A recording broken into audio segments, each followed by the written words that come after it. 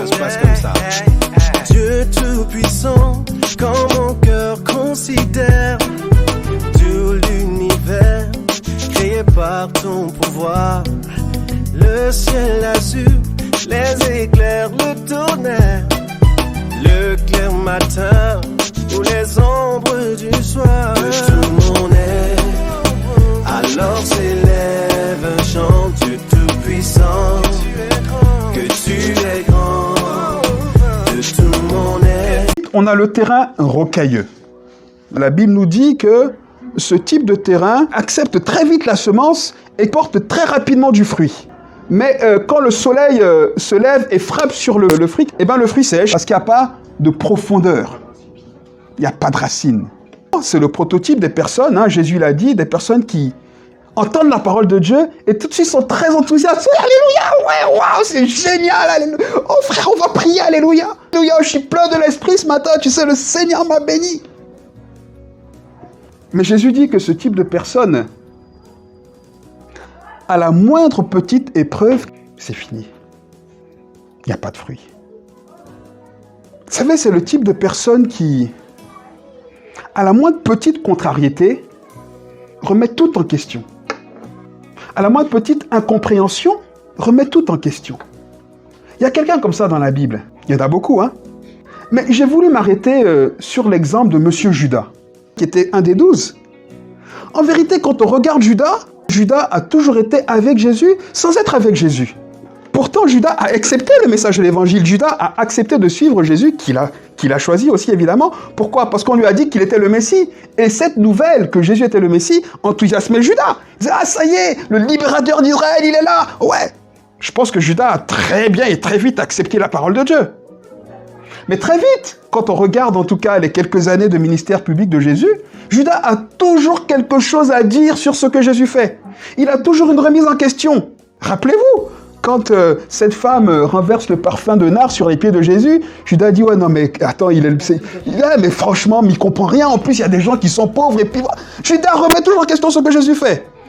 Il remet tellement en question que finalement, on voit bien que cette parole qu'il a acceptée rapidement n'a jamais pris racine. On le voit très bien quand il va finalement pour livrer Jésus en disant, je me suis trompé.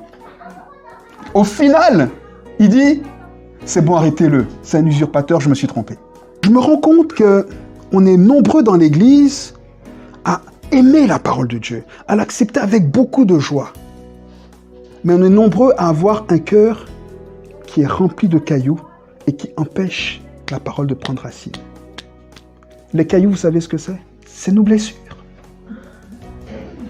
On n'a pas assez d'éléments pour parler de la vie de Judas, mais je crois que Judas, c'est quelqu'un qui était vraiment blessé et qui avait une telle attente en Jésus que parce que cette attente n'a pas été satisfaite, Judas a remis Jésus en question.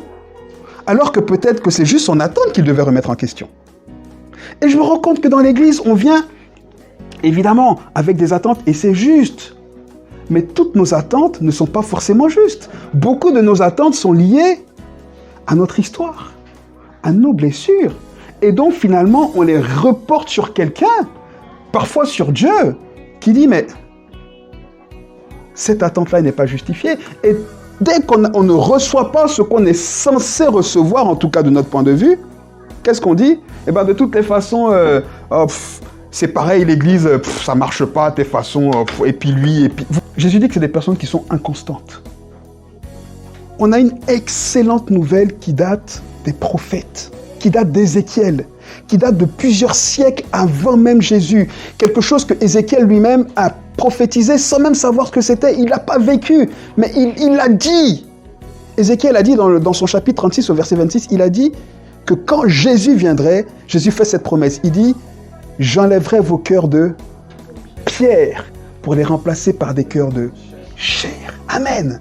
Et donc, ce que Jésus a fait par son œuvre merveilleuse, c'est qu'il n'est pas simplement venu porter nos péchés. Non, il a enlevé nos anciens cœurs qui étaient incapables de se laisser transformer et guérir. Il les a remplacés par des cœurs de chair, des cœurs qui ont la possibilité d'être modelés, transformés à son image. Un cœur de pierre ne peut pas être guéri. C'est un cœur dur. C'est ce que Jésus a dit quand il parlait du divorce. Il a dit, mais c'est à cause de la dureté de vos cœurs. C'est parce que Jésus et Dieu sait que le cœur de l'homme est dur par nature, à cause du péché, qu'il a dit, bon, ben, je vous accorde, vous pouvez divorcer, vous pouvez faire des choses, mais un cœur qui est transformé, il peut être guéri de ses blessures à tel point qu'il peut pardonner même l'impardonnable. C'est ce que Jésus dit. Trop de personnes reçoivent la parole et s'en font une idée. Et dès qu'on n'est plus dans cette idée, on sort de la case et on remet tout en question. L'amour de Dieu ne peut pas être mis en question. C'est pas parce qu'on a manqué d'amour dans sa vie que quand on a l'impression que quelqu'un ne nous aime plus, c'est vrai, et qu'on revient sur ce qui s'est passé. Dieu nous aime, point. Et mon frère et ma soeur en Christ m'aiment, tant qu'il ne m'a pas démontré par A plus B plus C, etc., qu'il ne m'aime pas. C'est pas parce qu'il a fait quelque chose que moi j'analyse comme un manque d'amour, que je retourne dans mes travers en disant de toutes les façons il ne m'aime pas, et je me ferme. Nos insécurités, elles doivent être transformées et guéries. Elles ne doivent pas être l'occasion de toujours à nouveau remettre tout en question. Judas, finalement, j'ai l'impression que quand je regarde, c'est quelqu'un qui ne trouvait pas sa place au milieu des 12. Et pourtant, il avait quand même une place. Judas n'était pas Pierre, mais Pierre n'était pas Judas. Chacun a une place. Mais j'ai l'impression que Judas, il ne trouvait pas sa place. Peut-être qu'il parlait à Matthieu, aux autres, de ses pensées, de comment est-ce qu'il voyait les choses, et que les autres lui disaient, non, mais Judas, tu sais, en fait, c'est pas tout à fait ça. Il aimait, certainement. Mais Judas, il était fermé. Pourquoi? Parce que certainement, il ne trouvait pas sa place, et il se laissait dominer par ses blessures, par son passé et par ses attentes. Parce que les blessures produisent en nous des attentes qui sont presque toujours injustifiées. Par contre, ces attentes, elles peuvent et elles sont comblées pleinement en Christ Jésus. Et le problème souvent, c'est qu'on a des attentes les uns envers les autres. Et donc, on lit tout à la lumière de ce que l'autre me fait. Je peux me tromper. Je peux vous faire mal, je peux vous blesser. Mais ça ne remet pas en question ni l'Église, ni l'amour de Dieu, ni ta nouvelle naissance. Quelqu'un dit amen ou pas? On doit continuer de rester fixé sur l'objectif, de se laisser transformer et de laisser la parole prendre racine en nous pour être transformé de l'intérieur.